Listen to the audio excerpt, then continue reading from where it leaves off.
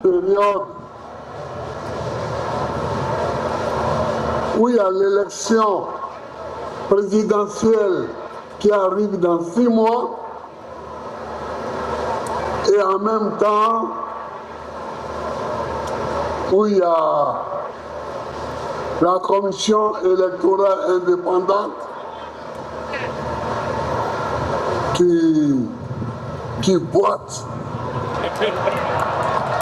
Elle boite.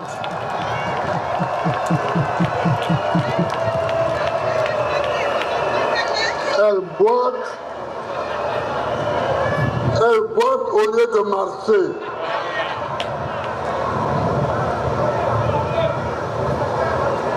Mais nous savons déjà ce qu'une commission électorale boiteuse amène au pays. En 2010,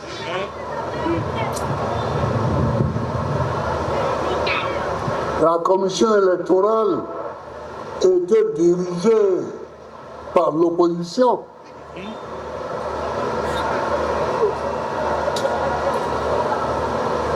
Je croyais naïvement que la commission électorale ne faisait pas les élections, mais que ce sont les Ivoiriens qui votaient. Donc je leur ai laissé ça. Oh! Oh!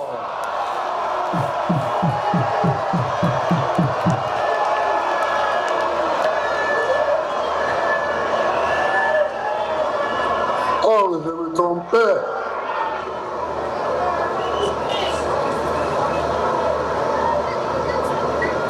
Le premier président de la commission électorale, c'était Bégré Mambé. Bégré Mambé, qui est aujourd'hui Premier ministre, de qui vous savez.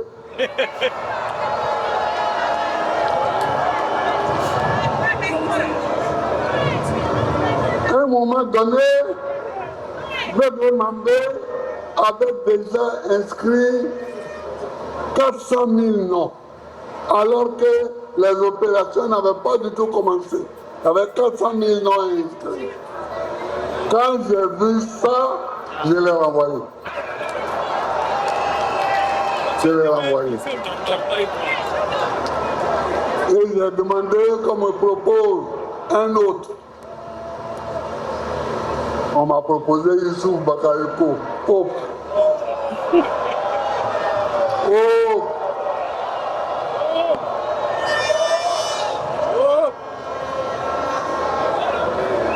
Donc moi j'ai vu des commissions électorales qui boitent.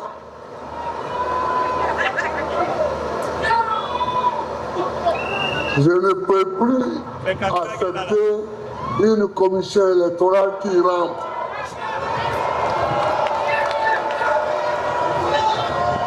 Je ne peux plus accepter ça. Mais nous allons aller aux élections. Hein. Nous allons aller aux élections.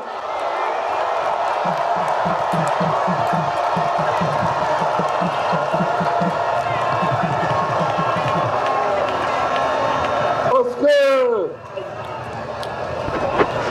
ceux qui croient que, bon, on va les fatiguer et puis ils vont se fâcher pour dire on ne va pas aux élections. Là. Et allez leur dire qu'ils se trompent.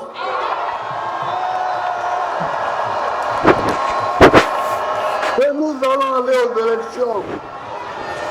Et nous allons gagner l'élection.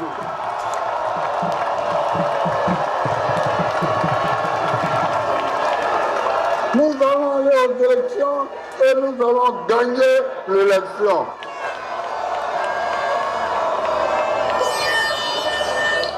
Il n'y a pas de découragement. Quand vous voyez une commission électorale qui boite, il faut la combattre. Il faut la combattre. Il faut la combattre jusqu'à ce que son pied soit redressé. Nous étions représentés par Demba Traoré, mon jeune ami qui est avec moi depuis 1990, il est venu avec moi parce que je lui ai dit de quitter la commission électorale. Parce que ce n'est pas une commission électorale. Demba Traoré, présente-toi et ils vont t'acclamer. Wow. Va là, ils vont te voir.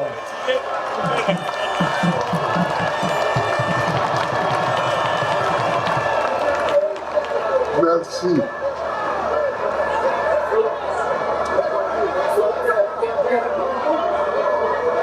Je lui ai dit de quitter la commission électorale et immédiatement, il a déposé sa lettre de retrait de la commission électorale. Nous allons continuer à nous battre pour avoir une vraie commission électorale. Je suis heureux que, après avoir publié notre décision que nous avons prise au CSP, qu'après avoir diffusé cette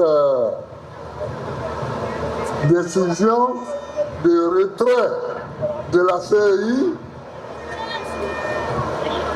le PDCI nous a suivis. Donc je suis heureux et je remercie les frères du PDCI parce que quand tu te bats, tu as l'impression quelquefois que tu es le seul à avoir le mal que tu vois. Or, eux aussi voyaient.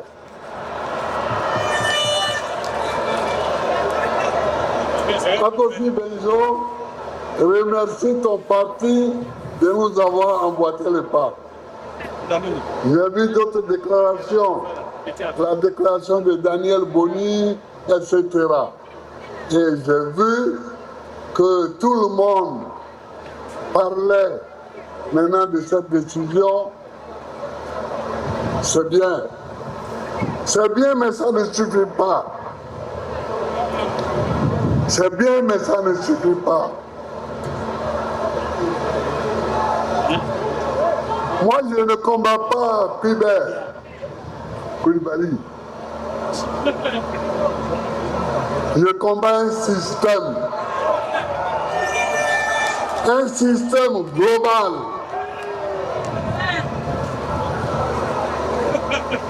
Un système qui fait que l'élection, même en Afrique, est considérée comme un instrument pour que certains pays étrangers placent leurs hommes à la tête de nos États. Je ne veux pas. Moi, je ne veux pas de ça.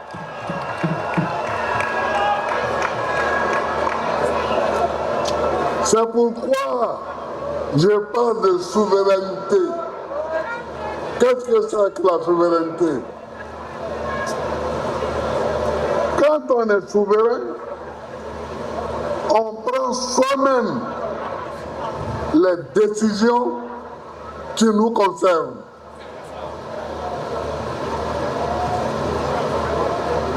On prend soi-même les décisions qui nous concernent.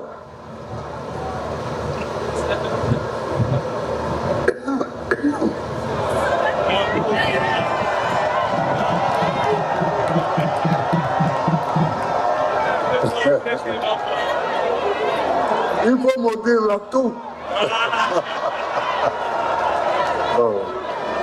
Donc, on prend soi-même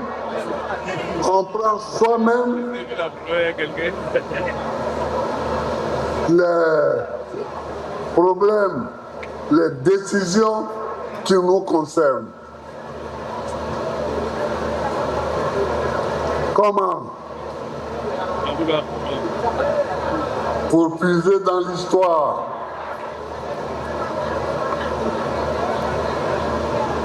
Le Mali, il y a le Soudan français et le Sénégal et la Haute-Volta ont décidé de créer la Fédération du Mali.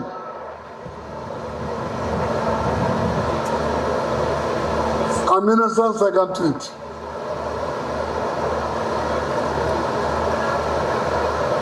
Il y a eu des tractations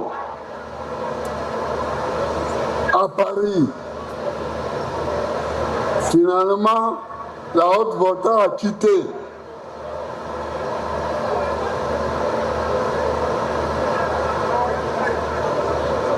Sont restés le Sénégal et le Soudan français.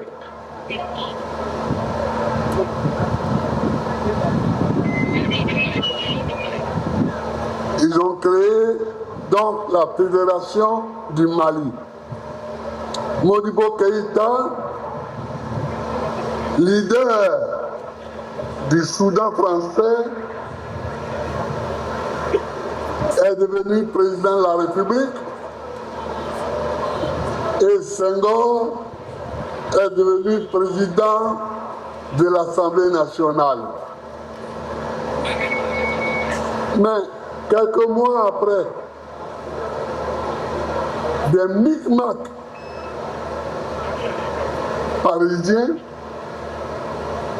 ont fait que les Sénégalais ont mis Modibo Keïta dans le train pour qu'il parte chez lui à Bamako.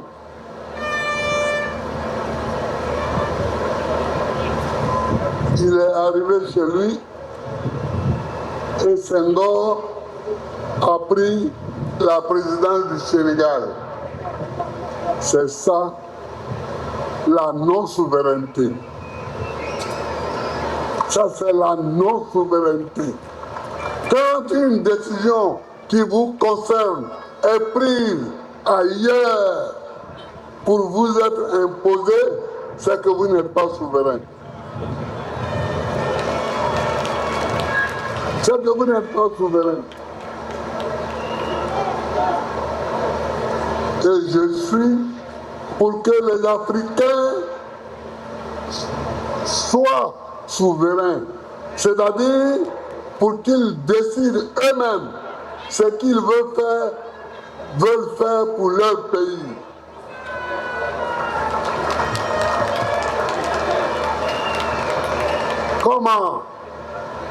Comment ça se fait que le kilo de cacao coûte 5 000 francs au Cameroun et aujourd'hui 2 000 francs à Abidjan, en Côte d'Ivoire? Comment? N'est-ce pas le même marché? N'est-ce pas le même marché? C'est le même marché. Mais il y a un pays qui est plus souverain que l'autre.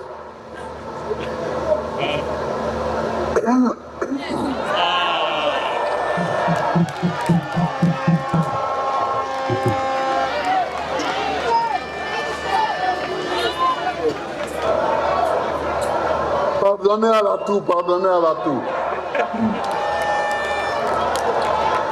C'est qu'il y a un pays qui est plus souverain qu'un autre. Et que ça ne gêne pas de donner, que ça ne gêne pas de donner 5 000 francs par kilo aux paysans, alors que dans l'autre, on lui dit, hey, attention, hein, tu as trop de dettes, donc il faut voir. Tu as trop de dettes, donc il faut voir. Si tu peux faire, je retiens 2, 3, comme ça, tu vas nous donner un peu ici. Mais ce n'est pas la souveraineté. Et je ne suis pas pour ça.